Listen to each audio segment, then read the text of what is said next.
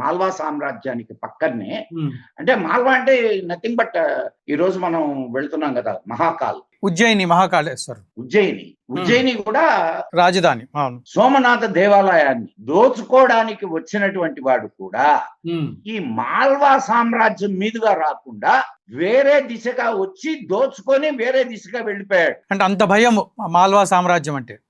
అంత భయం ఉండేది, అంత పటిష్టమైనటువంటి సామ్రాజ్యం. ఇప్పుడు ఏ సామ్రాజ్యం అయినా వీకెస్ట్ పీపుల్ ఉన్నా లేదా ఇప్పుడు కొంత ఒడిదుడుకులకి లోనవుతుంది. తర్వాత ఢిల్లీ సింహాసనం ఆక్రమించబడిన తరువాత 1401లో అక్కడ దానికంటే ముందు ఖిల్జీ సేనాని అయాన్ అల్ ఉల్ ముల్తానీ వాడి పేరు సార్, వాడు ఇక్కడ యుద్ధం చేసి ఈ రాజ్యాన్ని జయించాడు. అక్కడితో అంటే లాస్ట్ మహాకాల దేవ్ అనేవాడు పరమార రాజ్యం ఆఖరి రాజు.